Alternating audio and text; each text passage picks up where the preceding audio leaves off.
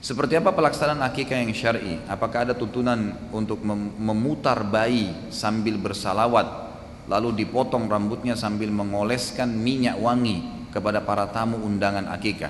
Inilah bumbu-bumbu nih. Banyak sekali bumbunya gitu kan. Akikah dalam Islam adalah hadis Bukhari. Kata Nabi SAW, tumpahkanlah darah untuknya, sembelih. Anak laki-laki 2 ekor kambing, anak perempuan 1 ekor kambing. Selesai. Itu pun tidak butuh, tidak harus dibuatkan acara. Gak usah buat acara. Setelah disembeli dibagikan kepada fakir miskin, anak yatim. Tapi kalau kita mau juga, kata sebagian ulama, mengundang orang ya sebagai bentuk syukur lahirnya anak ini, tapi tidak membuat acara khusus. Misalnya kerabatnya, teman-temannya diberikanlah makanan tersebut karena memang makanan itu disembeli dengan cara syar'i ya. Untuk bayi ini maka dibolehkan. Kemudian memberikan nama yang terbaik di hari ketujuhnya. Ya, tentu paling afdal hari ke-7 dan ini hadisnya hadis sahih.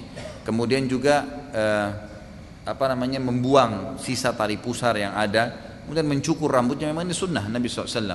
Lalu rambutnya itu setelah dicukur itu ditimbang dengan timbangan perak atau emas, lalu dinilai berapa nilai dalam bentuk uang. Kalau kita sekarang rupiah, kemudian disedekahkan kepada fakir miskin, itu dianjurkan.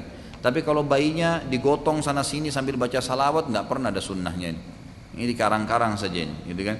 Juga termasuk mengoleskan minyak wangi kepada para tamu, ini juga tidak pernah ada disebutkan seperti itu. Yang ada adalah di zaman Nabi SAW, kayak tadi kasus Abdullah bin Zubair lahir, dibawa kepada Nabi SAW, lalu Nabi SAW mentahnik, lalu orang tuanya bawa pulang, disembelihkan nama, disembelihkan hewan, diberikan nama, sudah selesai.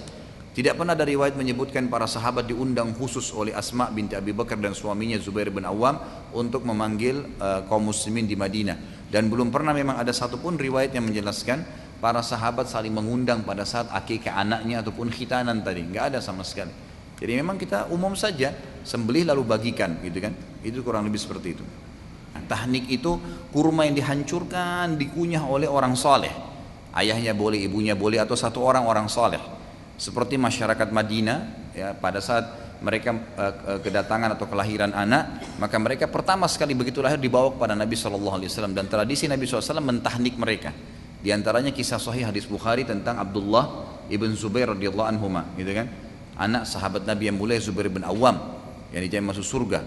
Anaknya itu ibunya Asma binti Abi Bakar. Jadi ini cucunya Abu Bakar, Abdullah bin Zubair yang terkenal radhiyallahu anhum ajma'in. Jadi beliau waktu lahir dibawa, gitu kan? Sempat tersebar isu di Madinah. Ya, setelah hijrah Nabi SAW ke Madinah, selama 4 bulan gak ada anak laki-laki yang lahir. Setiap ada wanita Islam melahirkan pasti perempuan. 4 bulan, setiap hari ada orang melahirkan. Tapi selama 4 bulan gak ada satupun anak laki-laki. Sampai orang Yahudi di Madinah sebarin berita isu bahwasanya kami telah menyihir orang Islam sehingga tidak ada keturunan laki-lakinya, gitu kan? Setelah 4 bulan datanglah, hijrahlah dari Mekah Asma binti Abi Bakar radhiyallahu anhum ajma'in dengan suaminya Zubair bin Awam yang terkenal salah satu dari 10 jamin masuk surga. Hijrah sementara beliau hamil, pas tiba di Madinah melahirkan, dan anaknya laki-laki, Abdullah diberikan nama. Itulah Abdullah bin Zubair, maka diberikan julukan Abdullah bin Zubair adalah anak pertama laki-laki lahir setelah hijrah Nabi SAW.